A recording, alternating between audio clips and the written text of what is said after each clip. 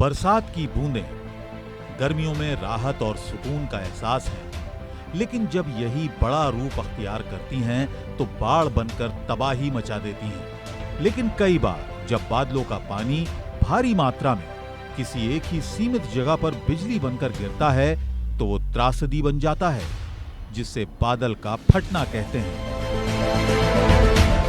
आम बारिश तो एक नॉर्मल बारिश है जिसमें कम बारिश होती है, जिससे बाढ़ नहीं आती, जिससे लैंडस्लाइड नहीं होते। लेकिन बादल फटने में क्या है, एक ही समय में, बहुत ही कम समय में काफी ज्यादा बारिश एक स्थान पर हो जाती है। बारिश जो है ये एक सतत प्रक्रिया है, लेकिन बादल फटना इसकी एक विशेष परिस्थिति है जो कि रेन रेट से यानी कि वर्षा की दर से निर्धारित होती है।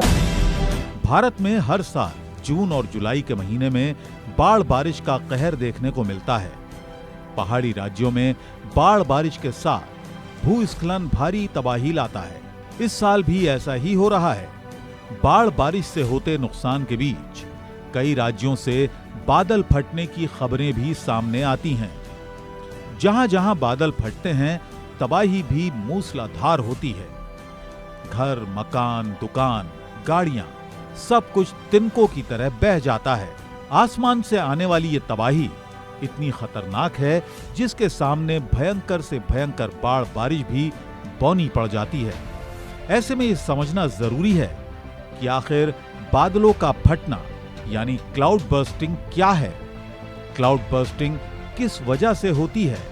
क्या क्लाउड बर्स्टिंग जैसी घटनाओं का पूर्वानुमान लगाया जा सकता है? इन तमाम सवालों के जवाब समझते हैं समझिए.com के इस एपिसोड में। क्लाउड बर्स्टिंग यानी बादल फटना एक टेक्निकल टर्म है जिसका मतलब है सीमित जगह पर अचानक बहुत ज्यादा बारिश हो जाना।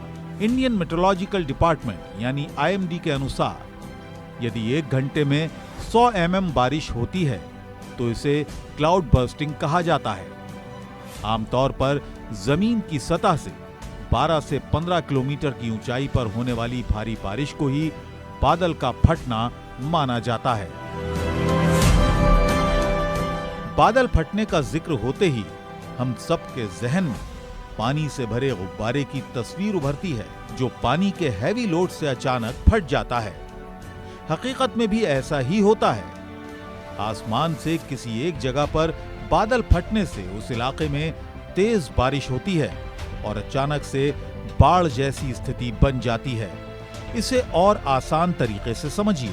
दरअसल कहीं भी बादल फटने की घटना उस समय होती है जब ज्यादा नमी वाले बादल एक जगह रुक जाते हैं और वहां मौजूद पानी की बूंदें आपस में मिल जाती हैं।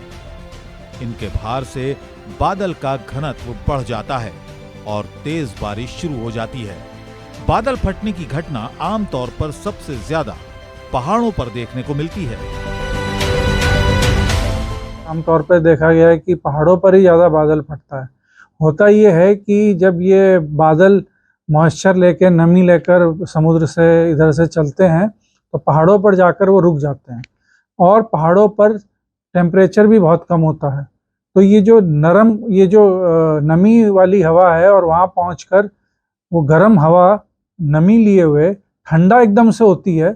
और दूसरी बात, वो पहाड़ों पर बहुत सारा इकट्ठा हो जाती है क्योंकि पहाड़ बहुत ऊंचाई पर रहते हैं।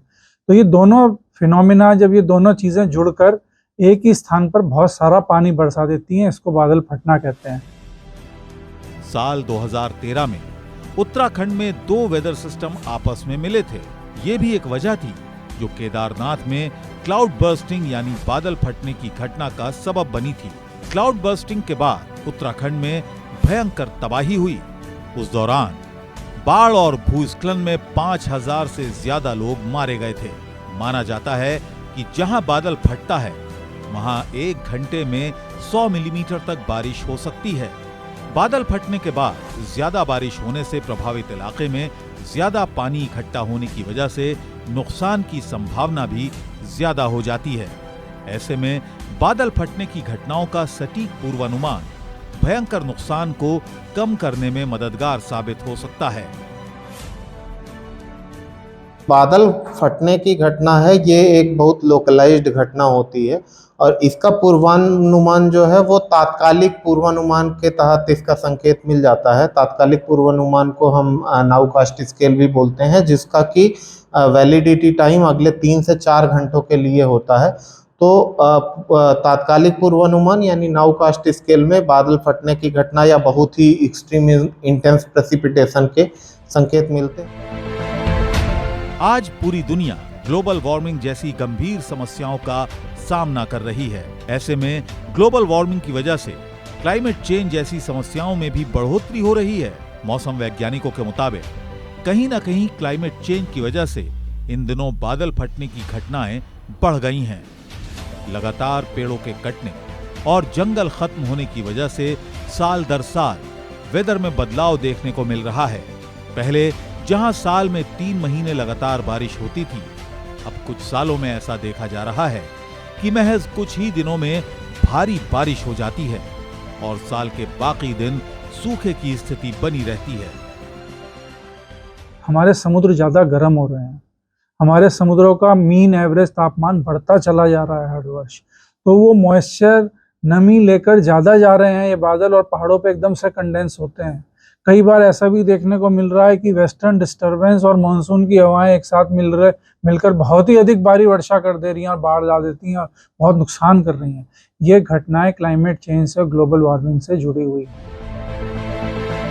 बादल फटने जैसी गंभीर समस्याओं से बचने के लिए हमें सबसे पहले ग्लोबल वार्मिंग और क्लाइमेट चेंज को कंट्रोल करना बेहद जरूरी है, जिसके लिए आज दुनिया के तमाम देशों को एकजुट होकर इस दिशा में काम करने की जरूरत है।